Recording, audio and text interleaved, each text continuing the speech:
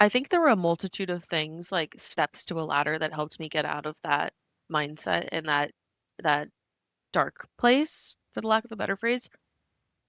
But I do think that one of the main things that helped is sharing my story, talking about it with friends, family, a therapist, a community, other visually impaired people. It changed my life. I I think you just gain so much confidence, or you can gain a lot of confidence through sharing your story.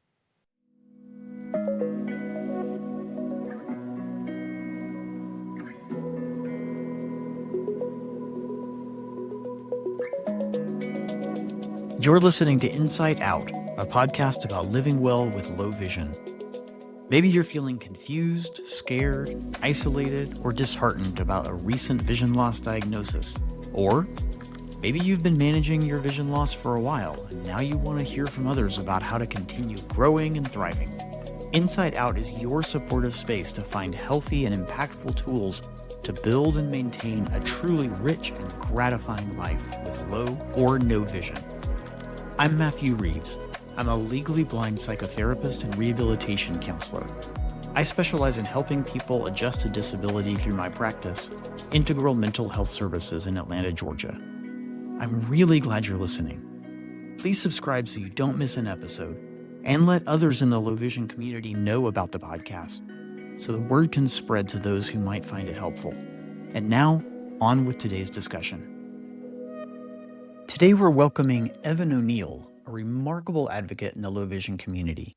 Eavan joins us to share her personal journey with vision loss, from her diagnosis of Stargardt's disease as a senior in college to finding strength and comfort through running.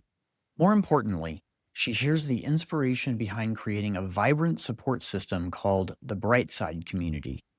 This conversation highlights the transformative power of sharing your story and connecting with others who truly understand. Eavan, welcome to Inside Out. Thanks for being here. I'm excited to hear your story and your story of building community within the low vision community and creating connections. Why don't we start by, I'll ask you just to share your story of vision loss and let us get to know you a little bit. Yeah, absolutely. Well, thank you so much for having me. I'm excited to be here and share my story with you guys today and chat more about vision loss and my journey with that. Um, my story began when I was a senior in college. So I guess it sort of began as early as elementary and middle school when I first noticed signs of vision loss, but my diagnosis story began when I was 21. So my experience with vision loss has been that my entire life, my vision has been, my entire life up to being 21, it had been somewhat stable. I first noticed signs of not being able to see as early as almost like fourth grade. I think I was a big writer and reader growing up and eventually became an English major. So writing, reading, and speaking publicly and all those types of things that go in with English and communications were a big part of my life my entire life and still are. But when I was in fourth grade, I remember being in class and the teacher doing a writing lesson, and I wasn't able to see the board. And that was one of my earliest memories looking back after being diagnosed. And then moving into seventh and eighth grade, I became I moved a little bit from reading and writing into becoming very into sports and especially soccer, which was my favorite sport of all time. Still is my favorite sport to watch, but soccer obviously involves a small ball and following that ball around a field. And I also really loved lacrosse, which involves an even smaller An ball. even smaller ball. Mhm. So in eighth grade, I remember my lacrosse coach pulled my parents aside and said, Evan's not seeing the ball like she did last season. You know, she might need glasses, and I think you should take her to the optometrist and get her eyes checked. So it had been significant enough that my coach noticed it and, you know, was concerned to the point of telling my parents. And so I remember going to the optometrist and thinking it was really cool because I loved the look of glasses. I thought that they made you look cool and smart, and I was excited to start high school with glasses, not knowing that A, they weren't going to help, and B, I probably down the road wouldn't be as excited as I was at that point. Right. But um, all that's to say is that throughout high school, I did have those glasses and my vision continued to worsen. But I'm sort of a procrastinator, so I put off going back to the optometrist, and my vision wasn't um, bad enough at that point that it really prohibited me from playing sports. So I just continued on and went into college. And it was around my junior year of college that it became really bad. I stopped being able to recognize people on campus as they walked by me. And I went to a very small um, liberal arts school in upstate New York.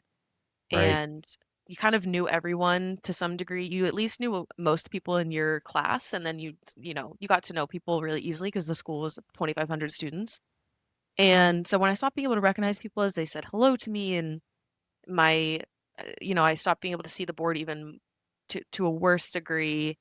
Um, I knew something was wrong, but and you can probably attest to this too, Matthew, I had never heard of vision loss to this degree. I had never heard of Stargardt disease or retinitis pigmentosa or Usher's or anything under the sun. It was either you had glasses or you didn't, Right. and Right. you had contacts or you didn't. And it was either corrected through lenses or not. And And if not, it's the concept in the head is either it's fixable with glasses or it's complete blindness. Like exactly that's the cultural representation that of blindness on right, TV and movies. Yeah.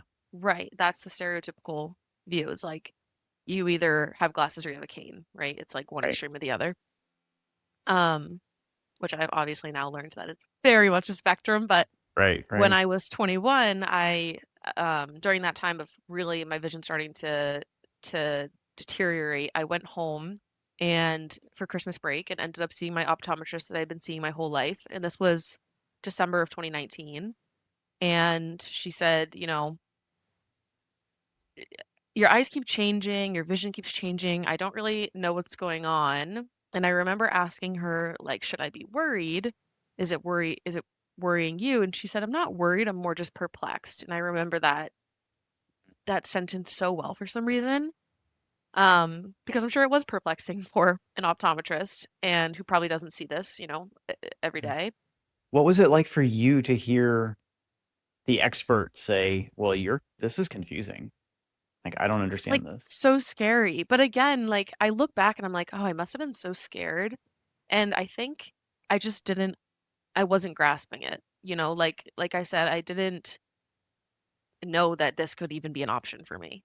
It's not Right. like it was in my family before or I had ever heard of it. And, you know, I just thought, okay, so my eyes are really bad. I need like a really strong pair of glasses, I guess, and contacts as well. Um, but now looking back, like, yeah, that was really scary. It's just I think at the time I didn't understand the whole picture, the complexities of it at all. Right. Um, Right. So it was serious enough that the next morning they had me at Maine Eye Center to see an ophthalmologist at 8 a.m. And I was there all day with my mom, doing the tests that we do where you get your eyes dilated and we're doing everything, testing the pressure in my eyes. There was this, I can't remember what it is, but something where like the whites of your eyes, they dye yellow and you get like that yellow ring under your eye, all the things that I had never done before. I just want to And pause and say yeah, how remarkable it is that you got that the next morning I you know, were with a specialist. I Like know.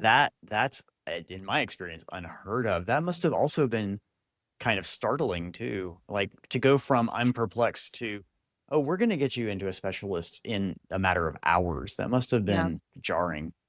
Yeah, it was. Definitely was. And I remember being more scared, I think, at that point, or Yeah. more worried that it could be something else.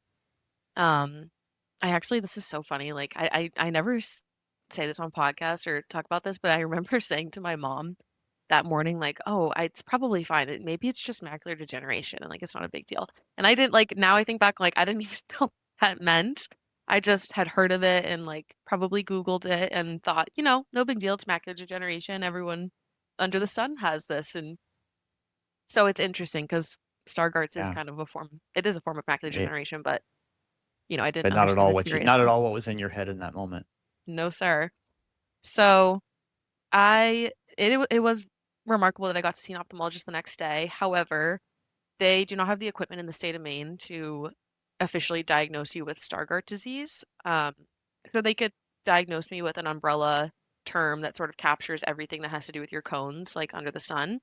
So what I did at the end of the day, what I did come away with is the ophthalmologist sat me down and my mom, and she said, you know, you have something that we think is called Stargardt disease, but we can only really diagnose you with cone dystrophy here. It's a form of cone dystrophy.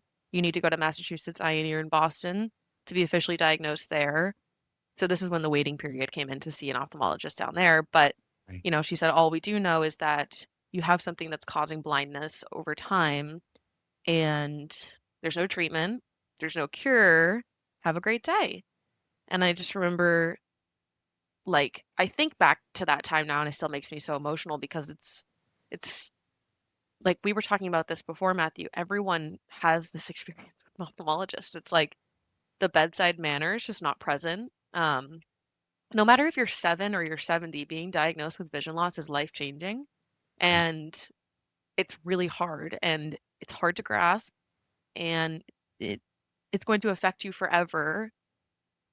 And the level of how it affects you is up to you, but at that moment you don't know that. And so hearing those words and, you know, being 21 years old, senior in college, I had so much other things I was thinking about and wanted to focus on. I didn't, there's so many other things I was thinking about. I didn't really know how to react. And I remember my mom being really upset. She clearly understood the whole situation a little bit more than I did. Um, and I remember leaving, and it's kind of a blur. And I wonder if other people who have gone through this, and I wonder if you feel this way as well, like my diagnosis, I remember bits and pieces, but it is sort of a blur that whole time in my life and the months that followed. Um, but yeah, that's sort of my story. I actually ended up, I was lucky enough to have a family member that works at Mount Sinai. She still does, and she went down to the third floor in Retina at Mount Sinai and asked, you know, begged the woman behind the reception desk, who was amazing. I loved her. Her name was Lori. Um, it to let her cousin get in or try and get her cousin an appointment. And I was lucky enough to get in a month later. So my cone dystrophy diagnosis came on December 13th, and then I was officially diagnosed down at Mass Eye and Ear, where I work now, side note, um, when I was on January 15th, 2020. So 2 months prior to the pandemic really hitting and things kind of shutting down, Yeah. and Wow. 4 months prior to my college graduation. So, What a tumultuous, in some ways good, in isn't it some ways tumultuous for everyone? awful, but you also had your graduation in there. It's just a sign when you're expecting to begin your adult life, Hmm. right? To Right, expecting to begin that full level of that new phase of independence and being coming into yourself. And right. this must have hit like a ton of bricks. Yeah, it definitely did. And like I said, like, I don't think I understood the brevity of it all when I was 21, and it took time to process, but it definitely was, it's like a being hit with a ton of bricks for sure. Yeah. Can we rewind for a second? You mentioned that you felt like your mother was with you, and Mhm. it was like she absorbed it at a different level. What was that like for you to see her getting more upset than you even knew you should be getting, right? Like what was that experience like? 'Cause I think that's a common thing. It was incredibly emotional. I remember feeling like not guilty, but like bad for my mom in that moment because it's like it's happening to me, and now because it's happening to me, you know, we're gonna go on this whole journey together for the rest of my life dealing with this.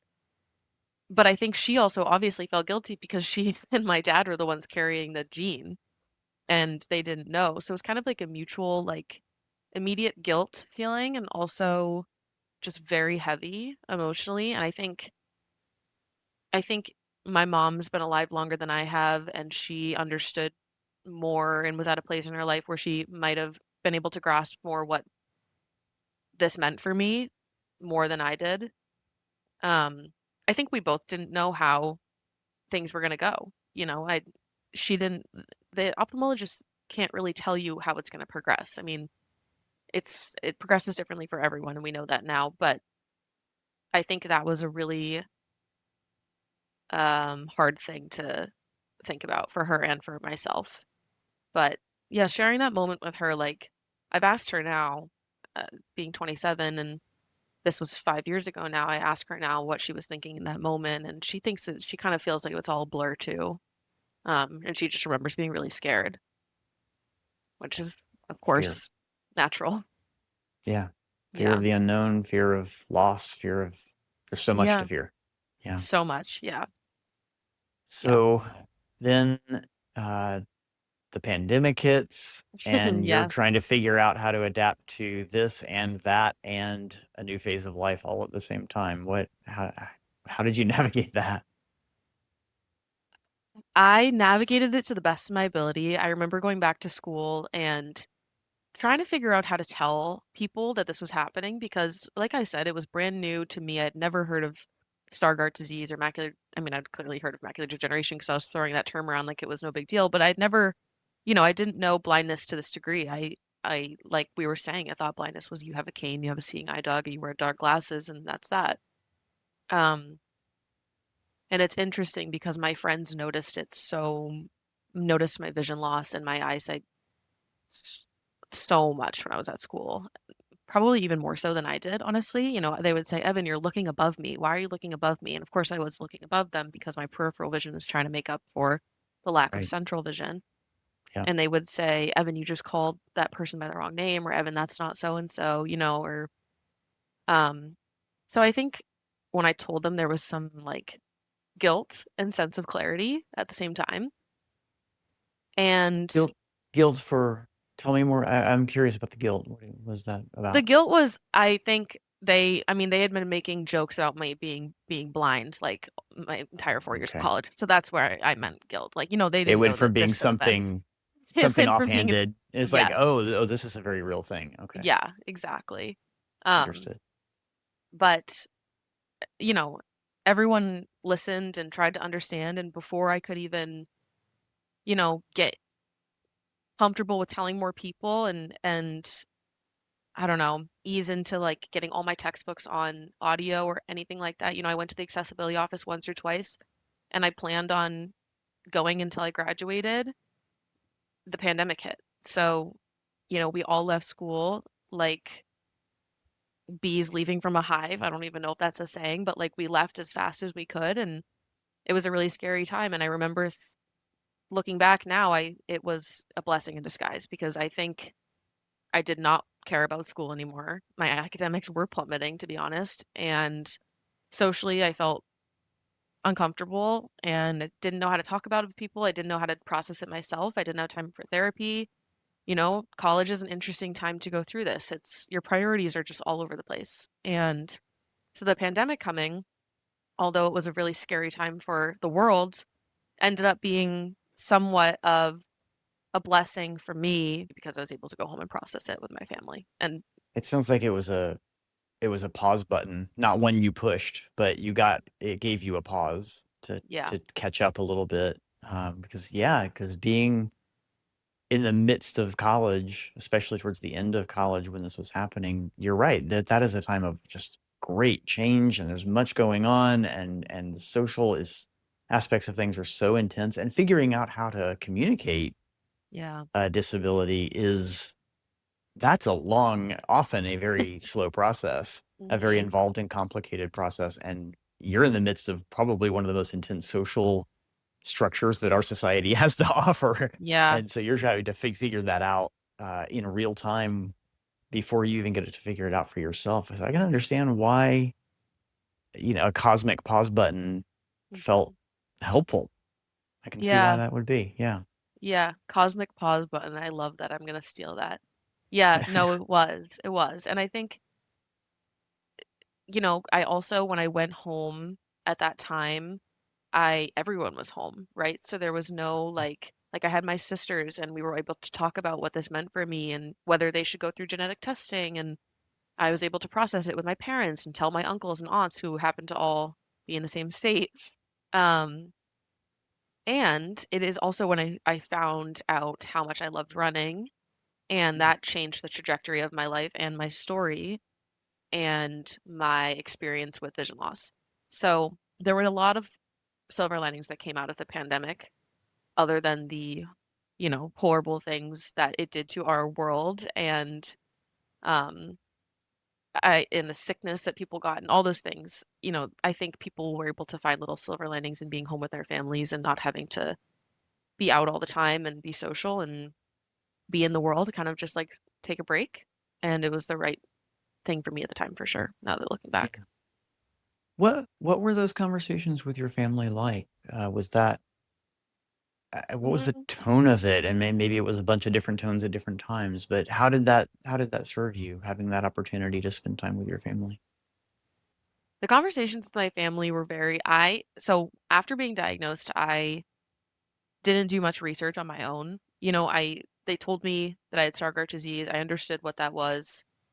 Um, but I really didn't like Googling anything. I stayed away from that. I still do, honestly. Um, if people find things interesting in the realm of clinical trials and, new things coming out, especially now with AI and all these like amazing things that clinician scientists and researchers are working on, I love when people bring that to me and I will definitely read it and engage and be interested. But now and especially at that time, I just didn't want to do that.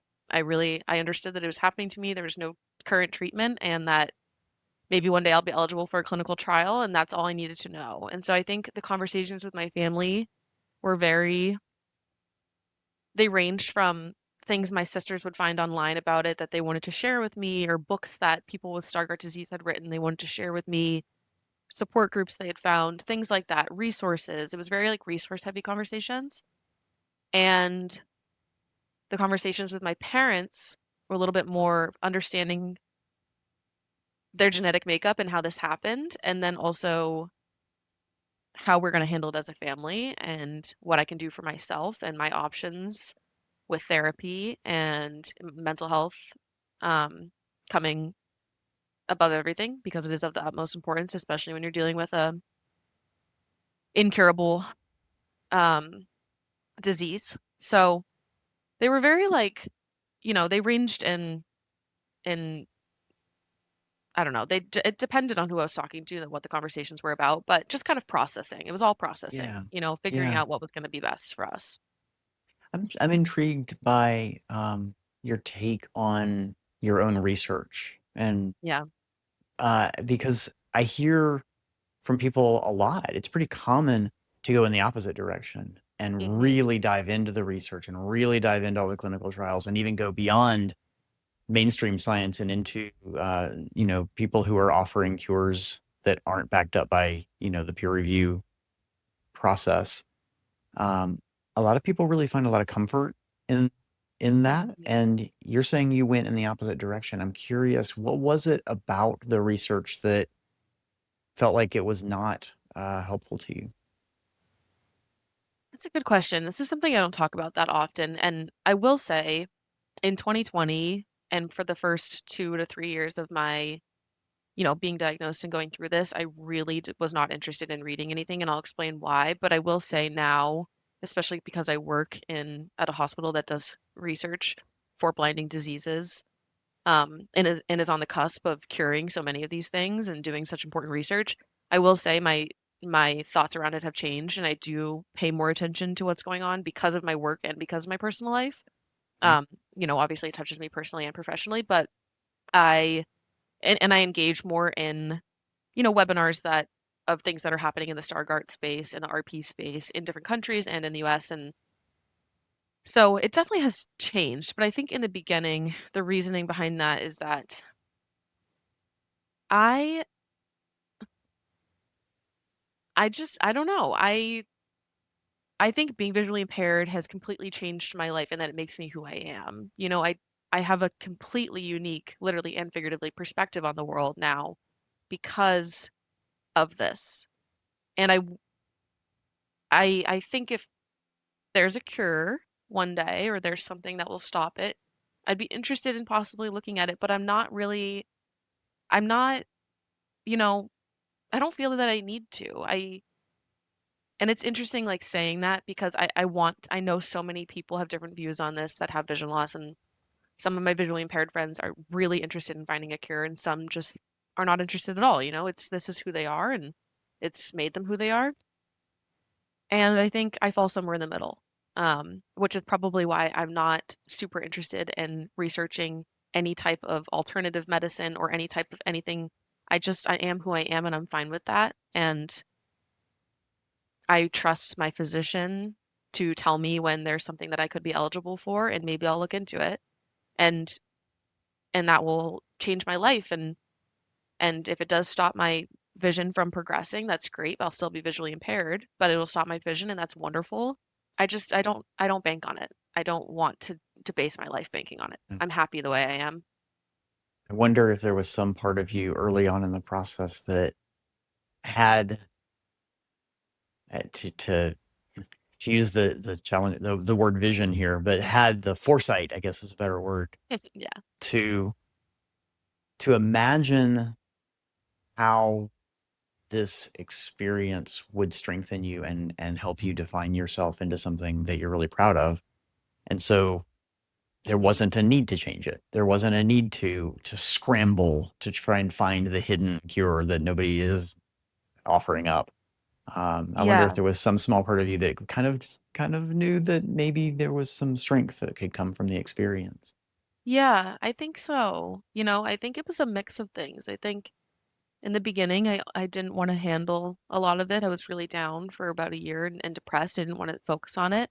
And then that turned into, so I didn't research anything. And then that turned into, okay, let's find some strength here. Let's build ourselves back up. This is makes you who you are. You're going to excel with or without this, and you have it. So let's excel. And I think, yeah, it morphed into just that. And, it's changed my life for the better. So Did that ladder out of the depressive season, did that happen organically, or was there some intentionality, or did anybody else offer something to help you get out of that depression? Like, what was that journey about? that was I think there were a multitude of things, like steps to a ladder that helped me get out of that mindset and that dark place, for the lack of a better phrase. But I do think that one of the main things that helped is sharing my story, talking about it with friends, family, a therapist, a community, other visually impaired people. It changed my life. I I think you just gain so much confidence, or you can gain a lot of confidence through sharing your story. Like you creating this podcast and having people like me on, like us just talking about the experiences we've shared through being visually impaired. I leave feeling lighter after talking to you, and I think I realized that once I started talking about it. And I followed that path of the more I talk about it and the more that I share my experiences with people who understand on a different level, the lighter, happier, more connected to myself and to others I feel. So I think it was a ladder of getting out of that dark place, also mixed in with the running and like running marathons and half marathons. I felt this sense of control back in my body that I really had been lacking since my diagnosis. Because when you're diagnosed with something that has no treatment or cure, there's this immense lack of control. Yeah. And finding that thing that makes you feel whole again in your body and feel, some sense of control back is so important. So it was kind of a multitude of things, but I would say sharing my story changed everything. So glad you found the rungs on the ladder that you needed in that moment. Takes time, but I eventually Yeah, did. it does take time. It does Hmm. take time. Yeah. And those of us who have those rungs available to us, we're incredibly grateful for it. And we know that that's not everybody's experience. No, of Makes course it even not. harder. Yeah, absolutely. But to that end, I think that might be a good segue. You tell me if into what you are offering to the community these days, and where how you took that experience of sharing your story and how beneficial you found it for yourself, and Yeah. now you've created something. I'd love to hear about that. Yeah. So like I said, when I started sharing my story, I really felt like a weight off my chest. And I noticed an even heavier weight off my chest when I shared it with people who happened to be going through the same thing or something similar.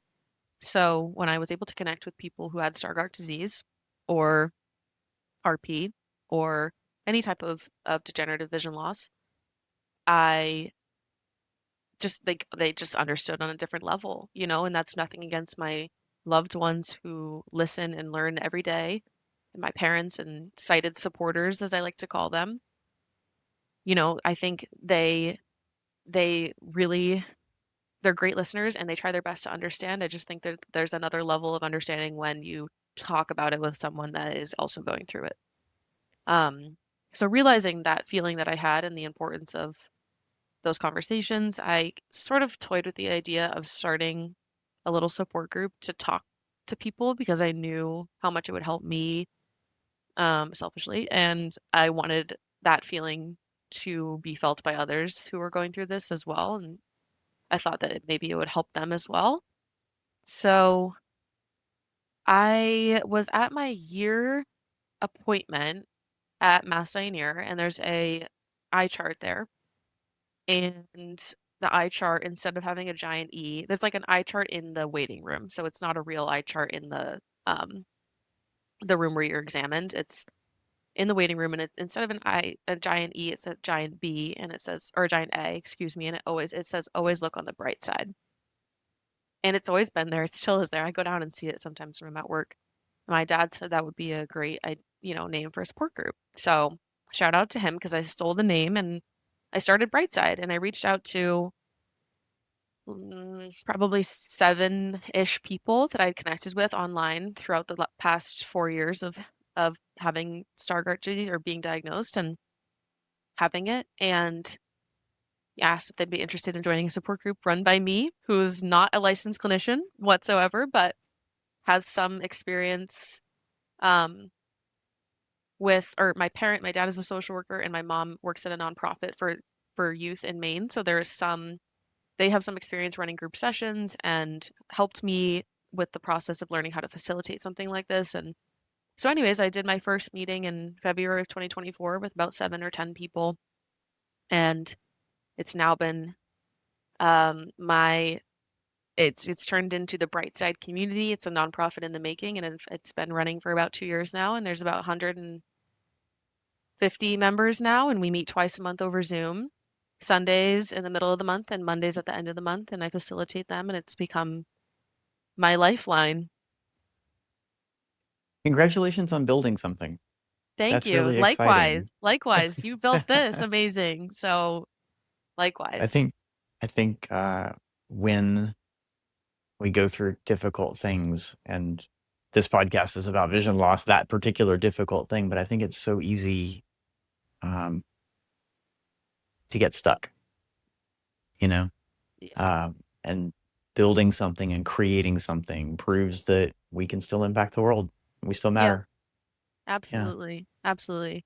And this process has been like I know I'm speaking very positively about my journey, but it hasn't been all sunshine and roses. It's been lots of ups and downs. And I always like to say to anyone who's visually impaired that's listening to this, I love my Brightside community and it has changed my life for the better. And if you're listening, I hope you join. It's a great space and I hope you leave feeling lighter if you do. But I still have ups and downs every day. And I still wish this wasn't happening certain days. And I've accepted it, but I'm still on a journey with it. And that's a lifelong thing. So I always just do like to say that it's not all sunshine and roses. It's hard. It's really hard. And that's why you do need community to help fill in those cracks. Absolutely. We use the word acceptance, and sometimes I think we use it as if it's the end point of the grieving process Right. instead of it's part of the grieving process. Like we can be Yes. grieving and accepting at the same time. It's a component of grief. Yeah, that's a Uh, really good point. Exactly. um, what has it been like for you? I guess I'll try and ask this in two different ways. Yeah. What has it been like as a facilitator of a support group in terms of the impact on the group? But Mhm. also, what has it been like for you as a facilitator of a support group and its impact on you? That's a really good question. Um, Well, I love leading the group. I really do. At this point, I was very nervous in the beginning and probably for the first year, but at this point I feel comfortable and um I've gotten to know the members quite a bit and I love that, especially because we did our first in-person retreat in October, which is wonderful. Great. And I will say sometimes it's hard to lead a group because sometimes you just want to listen and be quiet. And I think as the facilitator, I tend to jump in and fill in the cracks. I let the awkward silence sit. I do quite a bit, but um, I don't know. That's a good question. I find so much joy and fulfillment in it, but sometimes I do wish that I could go to a meeting and just not say anything, if I'm being honest, like or just, Yeah. cry my eyes out, but I want to be strong for these people. Um, so I think, there's ups and downs with it and pros and cons, but I wouldn't change anything about it. And I love doing it. And I hope, like, I truly, even if I don't come to a meeting and cry or laugh or do anything, and I just facilitate and do my best, I truly leave feeling better every time. And I think that that's community in general. If I go to a run club, I leave feeling better. If I go to a cooking class with others, I leave feeling better. I think that's Right. sharing community just is the best thing ever. Yeah. But yeah, I I love it. It's the best thing Yeah. in my life. The other day I saw online somebody was talking about they were encouraging their audience join something, Yeah. a Zumba class, a reading club, book club, join something that's real, Oh that's my not God. digital. Um, Yes. that in this period we're living through, there is maybe no greater antidote for Yeah. the despair that a lot of people are feeling Yeah. than to just be connected in flesh and blood Oh my with gosh. actual human beings. So I totally understand what you're saying, and I think Yeah. it speaks to I think another congratulations that the group was able to have enough momentum to do an in-person retreat. That's not easy to pull off. That No. there's logistics and money and I'm Yeah. aware of that. So that's a big thumbs up. That's great. Thank you. Yeah. Thanks. It was really fun. And I couldn't have done it without my parents and my boyfriend and my friends. They were really helpful. So it was great. What what is a and I'll if I may be so bold, I will Yeah. comment on one point you made about the crying. I think there's nothing stronger than crying. Yeah. Agreed. So if you want to cry, cry. I I cry think too if much. we I think if we apologize, I like to say this to my clients: if we apologize for crying, we have to apologize for laughing. It's true. It's That's just a really good point.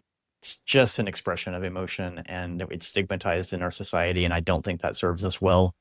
I've gotten slowly. I'm still getting more comfortable with crying myself, Yeah. because I grew up being very timid about crying, Did and you?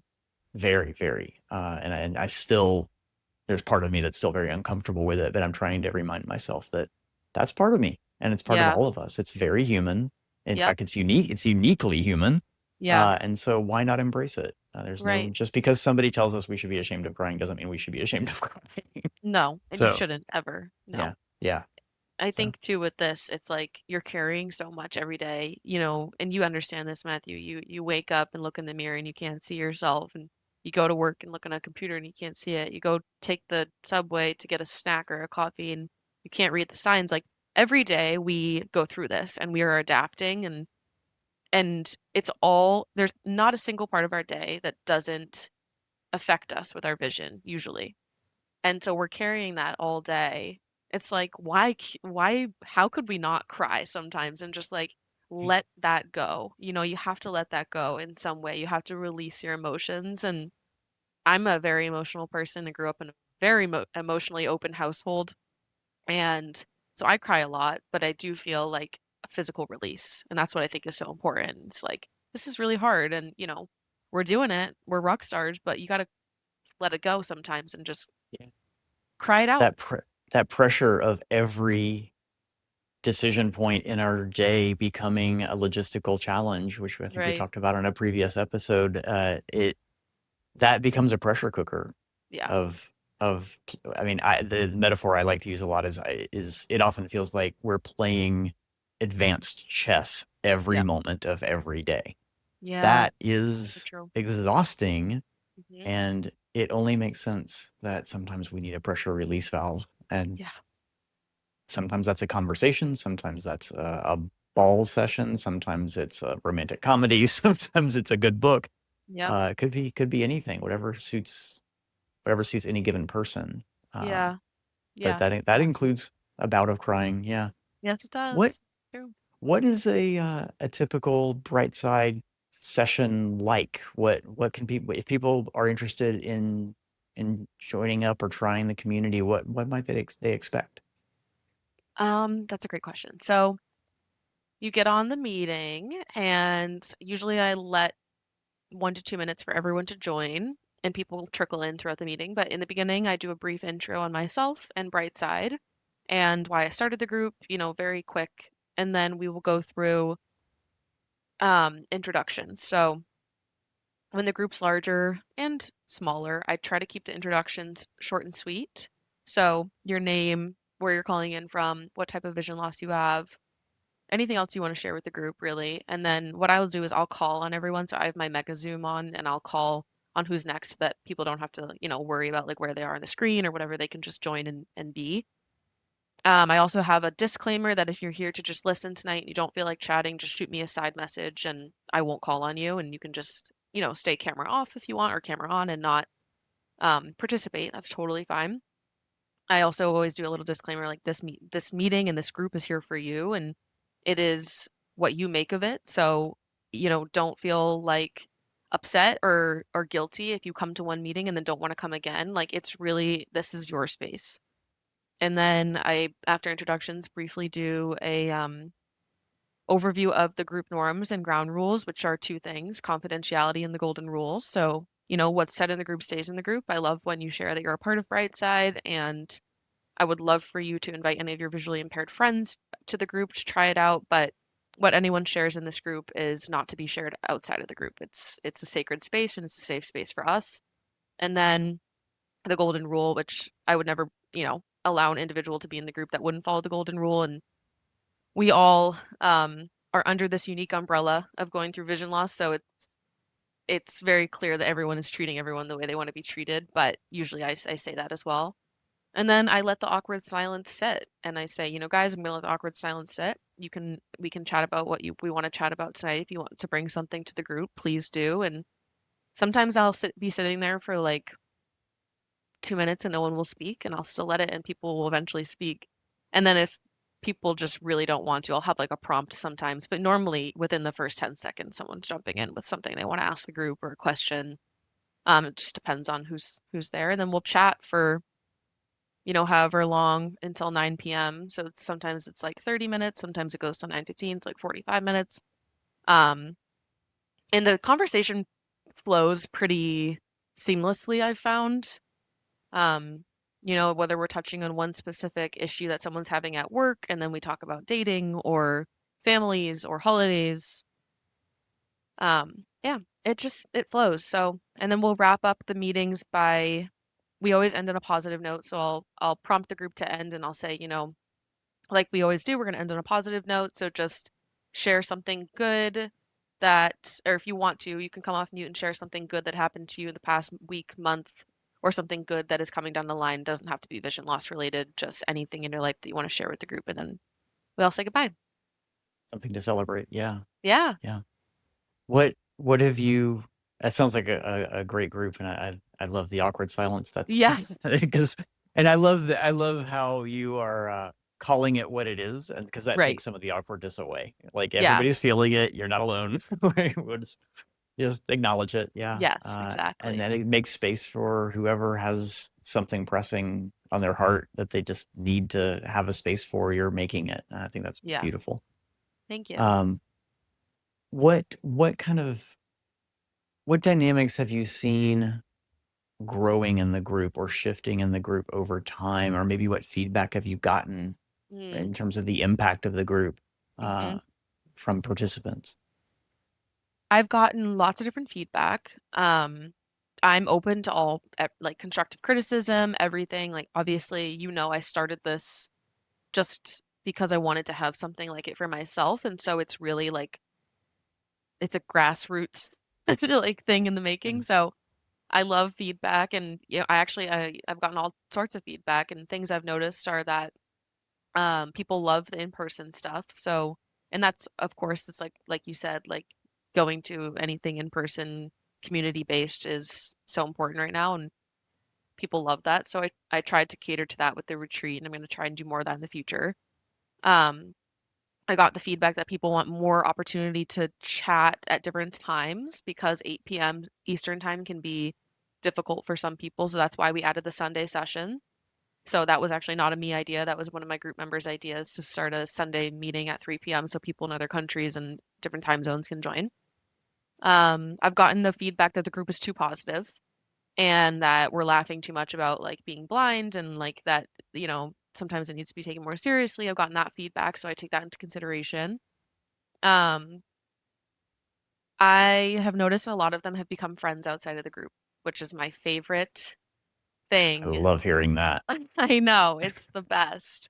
So like two of my group members joined the meeting a couple meetings ago, and they had met up as to go out for a drink or as friends for dinner, two guys, and just warmed my heart. And a couple of people in New York City have gotten together. The Boston crew gets together a lot, but when they make the extra effort to, you know, go outside of the group and meet up in person, I feel like I'm making an impact. And that I've created something that has brought people together, which is my goal from the very beginning. So that's my favorite feedback to get. Yeah, I think if I were in your shoes, it would be mine too. Yeah, right. That's absolutely spectacular to hear. Because I think one of the things you were trying to address is the same thing I'm trying to address with this podcast, and that is that this community is very decentralized and quite small. Yeah. And there are some mechanisms like Mass Eye and Ear or, MRE Eye Center or something. Like there might be mechanisms that might cluster people together to where they meet one another. But a Hmm. lot of those mechanisms have healthcare privacy concerns and HIPAA, and so they can't share. They can't be much of a connector. Yeah. Um, and so we left with this community that, Facebook is one thing, Reddit's one thing. Like there are some digital ways to do this, but that is not quite the same as even something like what you and I are doing right now, or sitting, face to face, even digitally. Right. Those mechanisms don't serve that purpose, and you're taking it even a step further with the in-person retreat. Finding a way to communicate to this entire community is just really challenging. Yeah. And so I think both of us saw that need in our own way, trying to address that, Yeah. which I think is just wonderful. Um, so Absolutely. so if people want to, well, you mentioned you did touch on one thing I wanted to ask about. I want to ask, who is the right person to join? Is this people who are affected or loved ones? Like, what's the scope of the membership? That is a great question, Matthew. Thank you for asking. So it's anyone experiencing vision loss of any kind, 18 plus. Great. We want to add a group. I want to add a group for loved ones and sighted supporters. A lot of group members in Brightside have um, shown interest in having their spouses, partners, parents, so on and so forth, join a meeting and listen to our conversation. And I think that's a great idea. I do think that they should also have a separate space. Um, so I'm toying with, the idea of adding something like that probably next year, but I'll keep everyone updated on that. But for now, it's anyone experiencing vision loss of any kind at all that is 18 and over. Okay. Anywhere in the world. Anywhere in the world. We have people from the UK and we have people from the Middle East. So Oh, wow. That's great. yeah, the time zones are difficult, but they can still be a part of the group. And go to the group chat, which we use Slack for everything. So Okay, yeah. great. Now, does that chat exist outside of the meetings, or is it just a live during the meetings? No, it's outside of the meeting. So Okay. it's in Slack, and there's a general channel where I post like updates and stuff. There's a meeting announcements channel, and then there's tons of other channels like, venting channel, fashion channel, video games channel, like whatever you want to talk about anytime. People can chat That's 24/7. excellent. That's super cool. That's super Yeah. cool. And is there any cost to join? No. No. Completely free and no commitment. Yes. You already mentioned that. Like if it's Yeah, no not for you, you can commitment. walk away. Yeah. Yeah, if it's not for you, you walk away. You can stay in the group chat so that you have like resources or people to ask questions to if something comes up. It doesn't have to be you don't have to come to the meetings. You don't have to feel like you need to join. It's there for you if you want, if you need it. It's great. And if people are interested in joining, what's the avenue to do that? How do they connect? Yeah, so you can join through, there's a multitude of ways, but we have an Instagram page and a TikTok page, and a website. So you can join really any of those ways. The link to join is in the Instagram bio, in our TikTok bio, and at the bottom of our website. And our website's just brightsidecommunity.com. Okay. And I'll put the link to the website in the show notes so people Great, can get thank to it you. easily. And what is the handle for the Instagram and the TikTok? For the Instagram, it's at Brightside Community, and for the TikTok, I think it's at Brightside Group. Okay. All right. Hmm. So we'll get those confirmed and I'll put those in the show notes as well. Awesome. And Um, my yeah. personal Instagram also is public and it has the link to join as well. So and my personal TikTok. So if you find me before you find Brightside, you can join through there as well. Okay, great. Well, before we wrap up, I always like to make space if there's anything else that maybe we haven't touched on or that's meaningful to you that you may want to share with this community. Any final thoughts? Not to put pressure on you. No, I have loved our conversation so much, Matthew. Thank you for having me. I just would say, you know, it's a constant up and down with this, and I think it's okay to feel all the feelings, and it's okay if you feel really down sometimes, and other days you feel like you can handle anything and you can tackle the world and this too. I would just say, you know, people understand, people are going through this too. You're not alone, and it's going to be okay, and you're still going to be able to do whatever you set your mind to, no matter what. Great. Love that positivity and Yeah, recognizing and the really honest approach that it's not always going to feel positive. This no. is a hard thing to do, but that doesn't mean you can't handle it. So, Exactly. yeah, That you that's synopsized what I wanted to say in one sentence. So listen to Matthew, not me. no. I think listeners to this podcast will get plenty of me. So That's fair. that's why we need other people to come on. So Yeah. thank you for being here and contributing and offering yourself to the community so selflessly. I'm really grateful, not just for the podcast, but for what you're doing with Brightside. It's exciting, and I know I am intrigued, and I will check it out myself for sure. Good. Well, happy to be here. Thank you so much for having me. And likewise, same to you, of course. Evan's story powerfully illustrates that adjusting to vision loss is a lifelong journey, not a destination. Her experience shows how sharing personal narratives with friends, family, and a dedicated community can be the most critical steps on a ladder out of a dark place. The creation of the Brightside community reinforces a core psychological truth. We find healing, control, and immense fulfillment when we turn our personal struggles into a means of helping others. I hope you feel encouraged that even amidst life's most daunting challenges, building meaningful connections allows us to not just cope, but to thrive. Thanks for joining us for this episode of Insight Out. You're the reason this podcast exists, and we'd love to hear from you. You can leave us a voice message at speakpipe.com/insideoutpod. That's speakpipe.com/insightoutpod. INSIGHTOUTPOD. There, you can share your thoughts about today's conversation, suggest a topic for a future episode, or tell us about your experience living with vision loss. Again, that's speakpipe.com/insightoutpod. Insight Out is produced by Integral Mental Health Services, my private practice that offers psychotherapy for adults in Georgia, and disability adjustment and chronic illness counseling nationwide. Visit us at integralmhs.com. And you can visit insightoutpod.com to catch up on all the episodes and to find links for subscribing in all the major podcast apps. A video version of this podcast is available on YouTube. Search for the channel using the handle @InsightOutPod. You can also find us on social media using that same handle. I hope you'll join us for the next episode of Insight Out. Subscribe now in your favorite podcast app to stay connected. Thanks again for listening.